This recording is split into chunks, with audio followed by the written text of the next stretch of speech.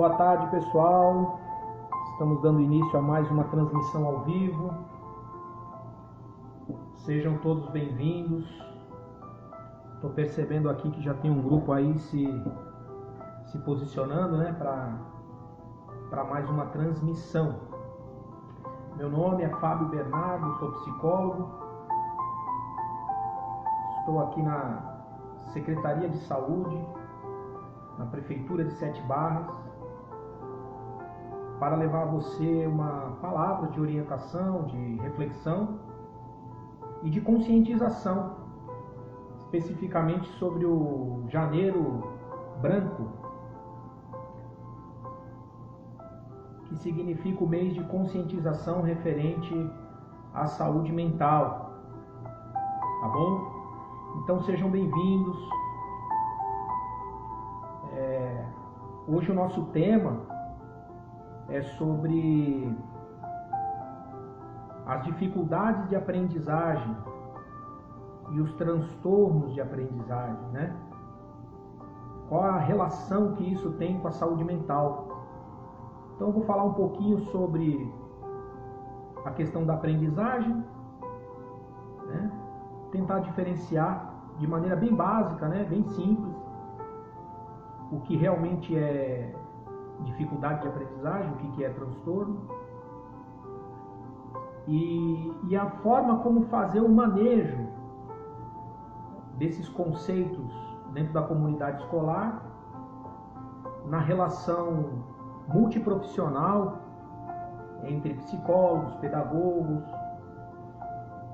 professores, enfim, todos os profissionais que estão envolvidos nessa dinâmica, né? Por que não dizer também outros profissionais que estão envolvidos nessa dinâmica, como os fonoaudiólogos, nutricionistas, enfim, médicos, porque afinal de contas, esses profissionais que eu estou acabando de citar para vocês têm como prática na sua atividade profissional receber as queixas e as demandas vindas da comunidade escolar, né? E eu vou começar falando sobre um questionamento que é muito feito, é muito famoso isso na comunidade escolar, e a gente que lida com isso acaba lidando com isso assim de forma bem constante, que é uma pergunta bem básica, que é o seguinte: por que a criança não aprende? Né? Então aquela criança que está ali no ambiente escolar, primeira série, segunda, enfim, as séries iniciais do ensino fundamental, e começa-se a perceber que ela não aprendeu ainda a ler, a escrever, a interpretar um texto, resolver questões matemáticas, e aí vem a pergunta: por que essa criança não aprende? Né? Então é daí que surgem esses atendimentos no consultório do psicólogo, do médico, da fonoaudióloga e assim por diante. Então a primeira coisa que a gente tem que entender é que se alguém não está aprendendo, a criança, ou até o adulto, o adolescente, não importa a faixa etária, mas se tem alguém que está no ambiente escolar ou acadêmico, como a faculdade, curso técnico, ou alguma coisa assim, se alguém não está atendendo, alguma coisa está errada. Tem alguma coisa que não está funcionando bem para que essa pessoa não aprenda. Porque a premissa do aprendizado é que todo ser humano ele é capaz de aprender, ele é capaz de se desenvolver, né? Independente das limitações ou das dificuldades que ele tem, o ser humano ele tem capacidade de adaptação e de aprender.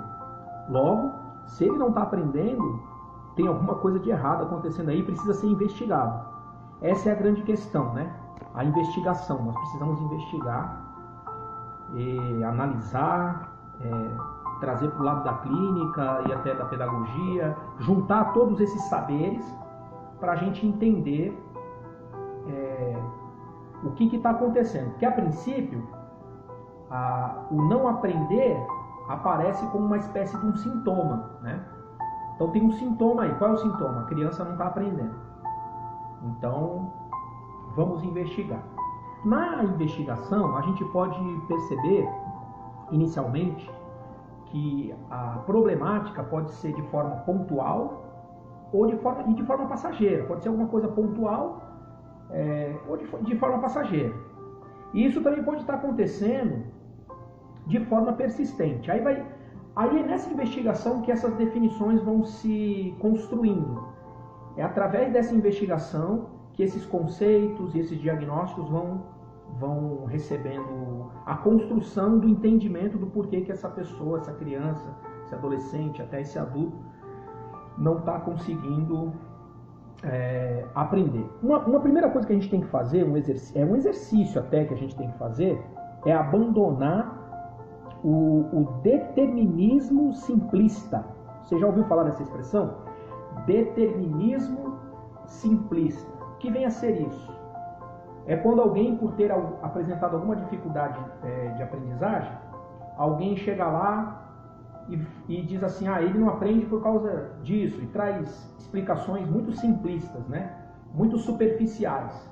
Então, a gente chama isso de determinismo simplista, ou seja, não teve uma investigação, não foi feito um acompanhamento, não se teve o trabalho de analisar, investigar, não se teve o trabalho de oferecer para esse ser humano outras possibilidades e outras condições onde ele pudesse aprender. E aí parte-se do diagnóstico, né? Já rotulando, inclusive, dizendo que a criança tem isso, tem transtorno de déficit de atenção, tem dislexia, enfim, coloca-se um monte de nomenclatura aí, né? Sem que antes tivesse feito uma investigação. Dá a essa atitude o nome de determinismo simplista. Essa é uma coisa que a gente tem que abandonar mesmo, né? A gente tem que esquecer isso. Por quê? Porque isso representa a angústia, né, da escola ou do profissional da saúde, a angústia em dar resposta ao problema que chegou até ele. Então existe uma angústia, existe uma necessidade interna, individual daquela pessoa em resolver o problema de aprendizado daquela criança. E às vezes, inocentemente, parte-se do determinismo simplista, né? Sai oferecendo diagnóstico de tudo quanto é maneira, no afã, na vontade de querer resolver o problema. Mas nós não podemos ir por esse caminho. Por quê? Porque esse caminho não é o caminho científico, né? Esse caminho não é o caminho da investigação científica, que requer observação, acompanhamento, testagem, possibilidades e assim por diante, para que então possa se dizer com precisão, uma precisão diagnóstica, uma precisão clínica do problema apresentado. Até para entender se é um problema realmente de aprendizado, de dificuldade de aprendizado, ou se é um transtorno, uma limitação orgânica, neurobiológica, ou coisa dessa natureza.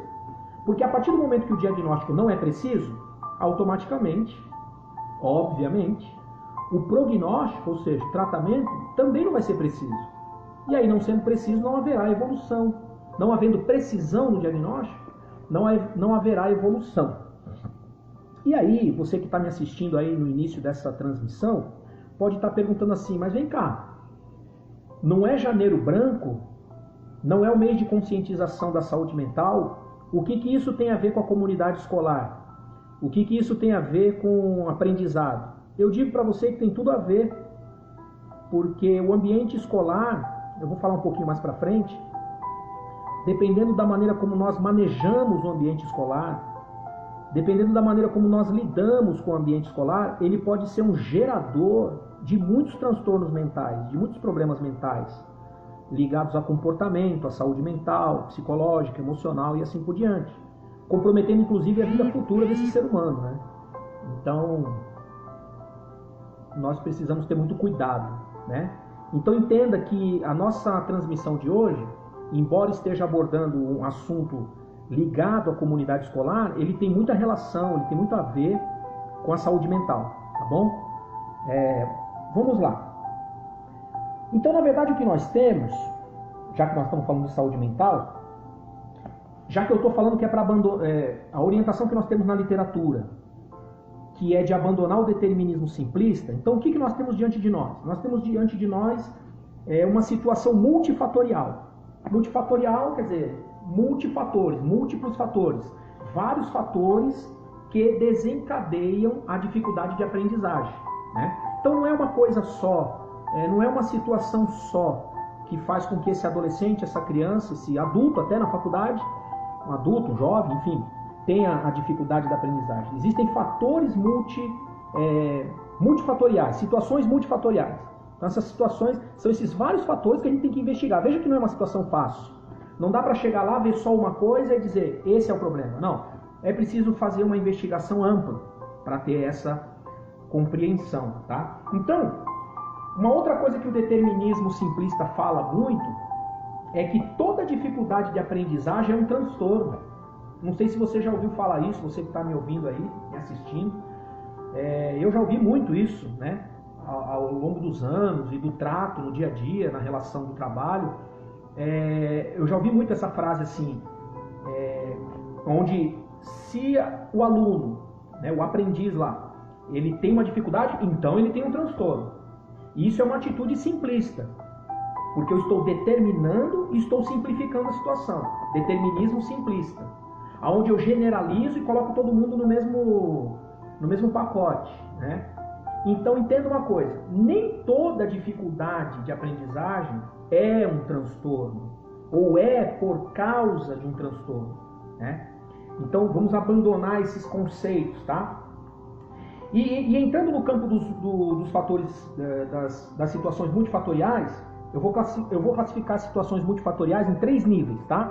O primeiro nível que nós vamos falar é o nível neurobiológico, tá bom? Depois tem o nível cognitivo e tem o nível comportamental. Nós vamos abordar essas 3 vertentes aí.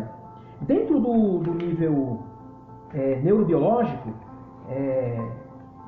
entendendo como fatores, situações multifatoriais, tem as questões de ordem orgânica, né? Algum tipo de disfunção neurológica, ou a criança teve um acidente, ou alguma coisa dessa natureza, da natureza neurológica.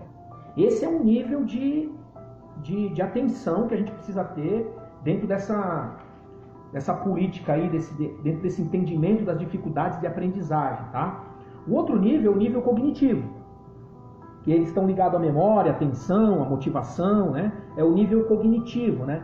Às vezes o aluno não tem uma motivação para estudar aquilo que ele está estudando. Ele não está interessado naquilo. Então, não é que ele tenha um transtorno. A dificuldade dele está no nível cognitivo, percebe? Então, não dá para me classificar esse aluno que tem dificuldade por causa da motivação e está desmotivado de repente, né? O grau de atenção dele não está no nível aceitável, vamos dizer assim. Logo, ele vai ter dificuldade no nível cognitivo para compreender a disciplina, a matéria, o estudo, né? A relação com a educação ali, né? Então, cognitivo. Tem o nível comportamental também, onde tem os psicossociais, o risco de vida mesmo, estou falando do risco de vida, né? Porque os níveis psicossociais, risco de vida, proteção à criança, por exemplo, né? O ambiente, tanto o ambiente geográfico como o ambiente socioeconômico, todos esses itens representam o nível comportamental no desenvolvimento da aprendizagem. Então vocês vão percebendo aí, nessa simples explicação, como eu falei no começo, né? Só uma explicação assim bem simples, bem básica. Vocês já vão percebendo nessa anamnese. A anamnese é a investigação da história de vida, né? Da pessoa com quem a gente está lidando, com quem a gente está atendendo. Então, no caso do desenvolvimento escolar, nessa investigação histórica da pessoa, a gente vai identificando em que níveis ela está com dificuldade e quais são os fatores que estão levando ela a ter essa dificuldade. Volto a dizer mais uma vez, que a gente tem que então, por motivos óbvios, abandonar a postura do determinismo simplista, tá bom? Porque olha quanta investigação tem que ser feita em cima disso, né? E por que isso é importante? Porque isso está ligado à saúde mental. Está ligado à saúde mental tanto do aluno como do professor e de toda a comunidade escolar que está envolvida no aprendizado dessa pessoa, né? Imagina que se um professor não consegue estabelecer um diagnóstico, uma compreensão daquela situação, afinal de contas ele está se dedicando para que aquele aluno aprenda. Então, se não houver isso, imagina o tamanho da angústia que isso gera no professor, o tamanho da ansiedade, né? Isso diretamente, automaticamente, entrará em conexão com a sua saúde mental, que poderá ficar comprometida, é claro, até por outros fatores. Afinal de contas, o professor tem vida fora da escola também, mas esse ambiente de trabalho para o professor, né, na relação com o aluno e na dinâmica com o método de trabalho, poderá levá-lo, né, a uma situação de adoecimento mental, por exemplo. É por isso que nós estamos transmitindo essas lives aí no mês de janeiro, para falar sobre a importância da saúde mental, tá bom? Então, tem um livro que eu dei uma consultada nele. O nome dele é Transtorno de Aprendizagem, Abordagem Neurobiológica e Multidisciplinar, tá? É da editora Artmed, é um livro de Porto Alegre, esse livro, da editora Artmed, e as autoras são a Neura Telequia Roca, a Lídia e o Rudimar dos Santos, tá bom? Esse livro, eu estou me baseando nele para falar com vocês aqui sobre isso. Ele traz uma definição de dificuldades, por exemplo, dificuldades de aprendizagem, tá? Por exemplo, elas podem seguir uma sequência na ordem de 4 itens. O livro fala assim: as dificuldades e habilidades acadêmicas podem ser gerais ou específicas, elas podem ser de diferentes etiologias, quer dizer, etiologia quer dizer o estudo da origem de um problema, né? Dentro da medicina, etiologia quer dizer o estudo da origem de uma doença. No caso do entendimento da aprendizagem escolar, falar sobre as diferentes etiologias na dificuldade da aprendizagem significa estudar aonde está a origem da dificuldade, tá bom? Então tem diferentes etiologias, tá bom?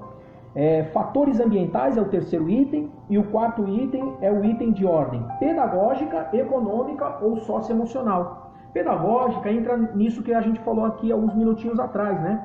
Às vezes o aluno ele tem dificuldade com matemática, ele não tem dificuldade com matemática, mas tem dificuldade com a língua portuguesa, com a linguagem, né?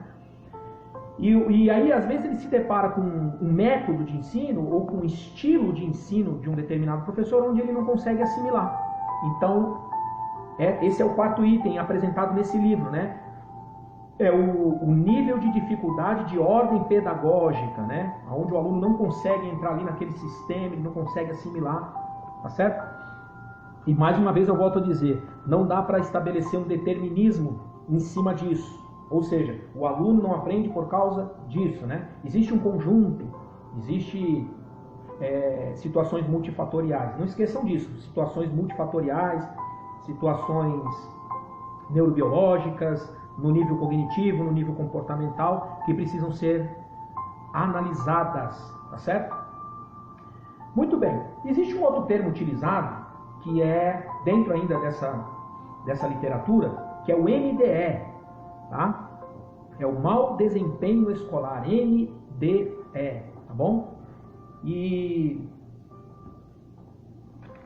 esse MDE, ele está associado a 2 coisas importantes: baixa autoestima e desmotivação, né?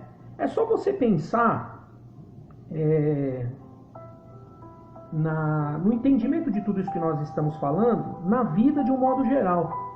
Pense numa pessoa que tem uma baixa autoestima, para qualquer outra coisa que você quiser imaginar agora, né? Fique livre para pensar no que você quiser. Mas trazendo para o nosso tema, pense nessa baixa autoestima no desempenho escolar, né? Então, às vezes, o mau desempenho escolar também pode estar associado a isso, a uma situação de baixa autoestima, né? Então, como é importante o trabalho do professor na escola, do coordenador, do supervisor, daquela tia que trabalha lá na merenda, na limpeza, naquele pessoal que trabalha com o transporte da escola. Por que eu estou dizendo isso? Porque às vezes as situações de bullying, por exemplo, situações de violência, né, que são muito veladas às vezes, a gente nem sabe o que está acontecendo ali, mas aquele aluno está sofrendo de repente, e aí na hora que ele vai exercer o seu desempenho escolar, o desempenho não atinge aquilo que é esperado, né? Quem trabalha na escola sabe bem que a escola, a comunidade escolar, ela exige um nível de desenvolvimento, de desempenho, né? E às vezes o desempenho não é atingido, mas nessa investigação que nós estamos comentando, é interessante entender o porquê de tudo isso. Então a questão da baixa autoestima às vezes pesa bastante no desempenho desse aluno, dessa aluna, assim por diante. É preciso ficar atento a isso, tá? E a questão da desmotivação, que eu tinha acabado de falar, né, que está dentro desse MDE, que é o mau desempenho escolar. O aspecto da motivação também fala muito. E aí a motivação ela pode estar em 4 níveis também, que é o nível individual, familiar, escolar e social, tá? Nível individual, familiar, escolar e social. Ou seja, essa criança ou esse adulto, ele, dentro desses 4 itens, ele está desmotivado. Então fica bem difícil exigir dele esse desempenho. É claro, eu quero chamar a atenção de vocês aqui, que a gente não está querendo dizer que é impossível alguém ter um desempenho escolar. Não é isso que eu estou falando, né? Porque a gente conhece casos, inclusive ontem eu estava lendo uma matéria de um juiz lá no estado do Paraná, que ele é filho de uma mulher que era lavadeira, e o pai era trabalhador de trabalhos recicláveis, né? Ele trabalhava colhendo recicláveis. Se você olhar no campo da perspectiva nesse sentido, alguém poderia até dizer que seria impossível no meio dessa família que alguém pudesse se destacar, mas ao contrário, esse rapaz ele tomou posse agora esse ano como juiz no estado do Paraná. Ele estudou escola pública a vida inteira, né? Se você olhar dentro disso que nós estamos falando, pode parecer que ele não tinha nenhuma motivação, pode parecer que ele não tinha nenhum incentivo, mas no modo de funcionamento desse aluno, funcionou de forma ao contrário. É exatamente isso.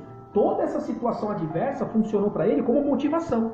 Ele fez disso um objetivo de vida, ele superou todas essas dificuldades, né? Ele superou todas essas limitações e conseguiu alguma coisa, né? Conseguiu vencer, enfim. Então, eu estou chamando a atenção aqui no sentido que nós precisamos cuidar da nossa saúde mental, mas também estou chamando a atenção pelo fato de que nós somos capazes de superar todas essas dificuldades, seja como aluno, seja como professor, seja como pais de alunos, né? Nós, acredito que vocês que estão me ouvindo, assim como eu, temos filhos na escola, então toda essa comunidade é capaz de superar tudo isso. Para isso, nós precisamos buscar essa saúde mental. Deixa eu ver aqui, tem alguém fazendo uma pergunta? É uma contribuição da nossa diretora, a diretora Tatiana, lá do Durval, né? Se eu não estiver enganado, acho que é isso, né? Um abraço para a professora Tatiana, lá do Durval, todos que estão aí nos acompanhando, um abraço a todos. Obrigado pela audiência aí de vocês, pelo carinho, pelo prestígio que vocês vão dando aí pra gente. Espero que estejamos aí colaborando, né? Hoje é quinta-feira, nós já estamos numa série de lives, né? Fizemos uma na segunda, na terça. Ontem nós tivemos uma live também com a nossa secretária da Saúde, falando sobre a situação do coronavírus aí na nossa cidade, na nossa região. E hoje nós estamos aí abordando esse tema que é de suma importância para a nossa comunidade, né? Tá bom, obrigado, gente. Olha, estou recebendo várias mensagens ali, muito obrigado, um abraço para todo mundo, tá? Vamos continuar aqui, pessoal. Na minha organização aqui, eu coloquei um próximo tema aqui, só para chamar a atenção de vocês, para ver como é que é a questão da motivação. Por isso que é importante, né? Vou puxar um pouquinho a sardinha para o lado dos psicólogos e das assistentes sociais, né? Parece que está dando tudo certo aí para que as escolas passem a ter aí os psicólogos, as assistentes sociais trabalhando no ambiente escolar, né? Então vocês vejam como é importante a questão da motivação no período escolar, no período de vida tão importante na vida desse ser humano, né? Na década de 60, foi feita uma pesquisa e um trabalho científico chamado efeito Pigmalion. Não sei se você já ouviu essa expressão aí, efeito Pigmalion, tá? É o efeito da expectativa. O nome desse experimento é o efeito da expectativa, né? Expectativa todo mundo sabe, é aquilo que a gente espera de alguém ou de alguma coisa. Quando a gente espera alguma coisa de alguém, de alguma coisa, o nome disso é expectativa. Então gera-se uma expectativa. Voltando para o ambiente escolar, existe uma expectativa dentro do ambiente escolar de desempenho, de função do professor, enfim, de todo mundo que está envolvido ali, dos pais que acompanham os seus filhos, alunos e tal, e assim por diante. Na década de 60 foi feito um experimento da seguinte forma: selecionaram um grupo de alunos dentro de uma escola e submeteram esses alunos a um teste, né, durante um ano inteiro. E os professores foram avisados e informados que aqueles alunos eram alunos dos quais eles tinham uma grande expectativa em cima daqueles alunos, porque o desempenho deles era fantástico, era sensacional e assim por diante. Se eu não me engano, era um grupo de uns 20 alunos, mais ou menos. E ali durante o ano, mês a mês, atividade a atividade, dia a dia, isso foi sendo mensurado, isso foi sendo trabalhado e tal. E quando chegou no fim do ano, realmente esses alunos atenderam a expectativa, alcançaram o nível desejado, aceitável e assim por diante. Só tem um porém. No meio desses alunos todos misturados, não foi aberta a informação incompleta para os profissionais. No meio desses alunos, tinham alunos que tinham índices baixos. Só que eles trabalharam com uma expectativa em cima desses alunos. E esses alunos absorveram essa expectativa desses professores de uma tal maneira que o desempenho deles ultrapassou aquilo que era esperado até. Entendeu? Então esse é o efeito Pigmalião que foi chamado na época. E isso, por mais que tenha sido na década de 60, isso continua tendo validade até os dias de hoje. Né? Que é quando a gente gera expectativa em cima de alguém ou de alguma coisa, no sentido de estimular, de incentivar. Ou seja, por maior dificuldade que esse aluno possa ter, por maiores limitações que ele possa ter, se houver um pouco de dedicação, de esforço, de metodologia, vamos dizer assim, é possível que ele supere as suas limitações e as suas dificuldades. Sim, eu sei que você que está me ouvindo vai dizer assim: ah, mas dá muito trabalho, mas é muito difícil. Realmente, é muito difícil.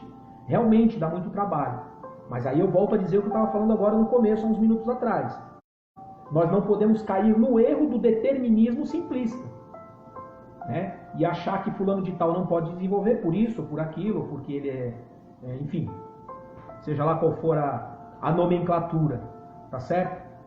Então, no efeito Pigmalião, tem uma frase que diz o seguinte: quanto maior a expectativa que temos em relação a uma pessoa, melhor será o desempenho desse indivíduo. É claro que a gente precisa cercar ele de recursos também, né? Claro, mas assim, em tese, o ponto básico, o princípio do raciocínio desse efeito é: quanto maior a expectativa que temos em relação a uma pessoa, melhor será o desempenho desse indivíduo. Então, esse negócio de menosprezar, de humilhar, ou até de explorar alguém no desempenho da sua atividade, da sua tarefa, seja ela no nível escolar, seja ela na família, no trabalho, seja lá onde for, não dá certo. Claro, depende de pessoa para pessoa, mas no geral, a expectativa científica é essa: que quanto mais eu gero expectativa, quanto mais eu cerco esse ser humano de recursos, quanto mais eu estimulo, quanto mais eu incentivo, maior a probabilidade de ele ter um bom desempenho, tá certo? Outra coisa que eu queria dizer, em contrapartida a isso, não esqueça que eu estou falando de saúde mental, tá, pessoal? Porque tudo isso vai gerar o quê? Saúde mental, tá bom? Aliás, vou até comentar uma coisa que eu não separei aqui, mas me veio à mente aqui, e é verdade. Vocês sabem muito bem, uma coisa chamada evasão escolar. Da onde vem a evasão escolar? Vem de todas essas questões que nós estamos abordando aqui, né? E a gente sabe o prejuízo que é a evasão escolar, tanto no âmbito individual da pessoa que está se evadindo, quanto na questão da sociedade, né? Outra coisa que eu queria dizer aqui, justamente dessas pessoas que acabam tendo uma capacidade de superação. Eu não sei se vocês já ouviram falar num conceito que é psicanalítico, inclusive, chamado desamparo aprendido. Não sei se você já ouviu falar. Desamparo aprendido. Aí você vai falar assim: nossa, a gente precisa aprender a ficar desamparado ou a ser desamparado? Entenda assim. Também na década de 70, foram feitos experimentos com cachorros, né? Tudo isso que eu vou falar, não fique assustado, mas é experiência científica. Grupos de cachorros foram colocados num lugar e pequenos choques elétricos nas patinhas traseiras deles, e e eles perceberam que tinha uma saída, um lugar onde ele pudesse sair. Então eles percebiam que eles saindo o choque acabava. Eles tocavam um focinho no ambiente, o ambiente desligava o choque, um botão, e eles conseguiam escapar por essa portinha. Num outro grupo, o mesmo experimento, só que não era oferecido para os cachorros a saída, o escape. Depois, foi feito um experimento de novo com esses cachorros que não tiveram oportunidade, não foi oferecida para eles a saída, e aí colocaram eles num lugar onde tinha saída. Sabe qual foi a reação deles? Eles não saíam.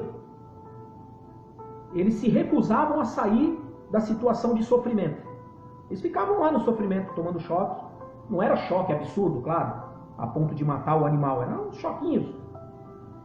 E eles se amoldavam ao sofrimento. Então eles aprendiam a lidar com o sofrimento.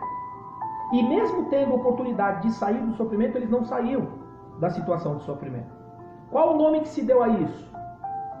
Desamparo aprendido. Agora pega esse raciocínio e traz ele para a sua vida pessoal, para a sua vida conjugal, para a sua vida profissional, para a sua vida financeira e, por que não dizer, para a sua vida escolar, já que nós estamos falando da escola. Estamos falando no âmbito da saúde mental, mas nos referindo à questão da escola. Pega esse exemplo que eu dei para você e traz para a sua vida em todos os sentidos. Quantas vezes você já se viu numa situação de sofrimento, foi-lhe oferecida a saída e de repente você não saiu, né? Você acha que é diferente na escola com o aluno? O aluno que insistentemente aprende debaixo dos gritos com o professor, que de repente, né, no grito, ou em casa com os pais, ele vai sofrendo tanto, que no dia que oferece a saída para ele, ele acaba não querendo a saída, ou ele acaba se moldando àquele sofrimento. Quantas vezes você já não ouviu dizer que algum pai, ou algum profissional, ou alguém disse para aquele aluno que ele não é capaz, que ele não tem jeito, que ele não vai dar em nada? E que na verdade essa informação não é verdadeira, né? Diga-se de passagem. Mas à medida que esse aluno vai sendo exposto a vida inteira a essa informação, a esse entendimento, ele vai, o outro conceito psicanalítico, ele vai introjetando essa ideia e ele vai se amoldando a essa situação. Qual o nome que se dá a isso? Desamparo aprendido. A pessoa aprende a ser desamparada e ela se acomoda nessa situação de desamparo. E isso não é saúde mental, hein, gente? Já que estamos em janeiro branco. Então aprenda a não se amoldar ao sofrimento. Há uma saída. Sempre há uma saída, né? E na relação entre professor e aluno, dentro de toda essa comunidade escolar, sempre haverá uma saída. Sempre. Tá bom? Muito bem. Vamos lá. Eu fico imaginando aqui, né, quantas crianças sofrem, né, com essa questão, né? A gente também vê o lado do professor, também não é fácil. Uma sala de aula, às vezes, com tantos alunos, uma jornada de trabalho tão puxada, né? E não é fácil ter saúde mental ainda com tudo isso. E ainda mais, vamos acrescentar aí, né? Pandemia, né? Coronavírus. Mas vamos torcer para que em breve estejamos sendo vacinados. Enquanto isso, pessoal, máscara, álcool em gel, higiene nas mãos, distanciamento social, tá bom? Eu estou com a minha máscara aqui, tá? Mas como eu estou sozinho aqui na sala, por isso que eu não estou me utilizando da máscara, mas máscara, todos os procedimentos aí, tá, pessoal? Muito bem. Então vamos fazer uma diferenciação aqui. Qual a diferença entre dificuldade e transtorno? Dificuldade, pessoal, eu coloquei uma lista aqui, ó, problemas, quando existem problemas diante da proposta pedagógica, o aluno não consegue assimilar, isso é uma dificuldade. Padrões de exigência escolar ou familiares acima do que ele pode alcançar, e aí ele não consegue atingir, e aí ele produz dificuldade. Então, isso é dificuldade, tá? Conflitos familiares ou sociais. Bom, na hora dele ter um desempenho escolar, ele vai apresentar dificuldade. Quando todas essas coisas estiverem acontecendo, eu coloquei uma observação assim. Se houver esforço e dedicação mútua, há uma tendência a esses sintomas desaparecerem, tá bom? Dentro das dificuldades. Então vamos saber diferenciar. O que é dificuldade, o que é transtorno. Agora, e o transtorno? O transtorno é quando existe uma deficiência intelectual, sensorial, quando existem quadros neurológicos, tá certo? Transtornos emocionais significativos como ansiedade, depressão, melancolia, esquizofrenia e assim por diante, né? Transtorno de neurodesenvolvimento, né? Transtorno específico de aprendizagem. Inclusive, a última edição da classificação das doenças já tem um item lá que é específico disso, que são os transtornos específicos de aprendizagem, né? Já tem toda essa pegada aí agora, né? De entender toda essa dificuldade. Bom, pessoal, eu acho que na medida do possível aí, né? E dentro das minhas limitações aí a gente vai falando, vai tentando explicar. Cuide da sua saúde mental, nós estamos no Janeiro Branco, tá bom? O tema do Janeiro Branco é esse daí, ó. Cuide da sua saúde mental, porque fazendo isso você vai estar cuidando da sua vida. Você que é mulher, você não cuida da saúde da mulher, com os exames ginecológicos, o homem também. Você não cuida do coração, da diabetes, do pulmão, da pressão arterial, você não cuida de tudo isso? Parabéns, continue cuidando. Mas preste atenção na sua saúde mental também. Procure fazer coisas que te dão prazer. Procure estar perto de pessoas que você ama, que gostam de você. Procure evitar notícias ruins, conversas que não traz nenhum benefício, né? Tem conversas que só são carregadas de coisas ruins, né? Aliás, tem pessoas assim, né? Tem pessoas que elas são carregadas de coisas ruins. Também precisam de ajuda, também precisam de atenção, né? E assim a gente termina, tá bom?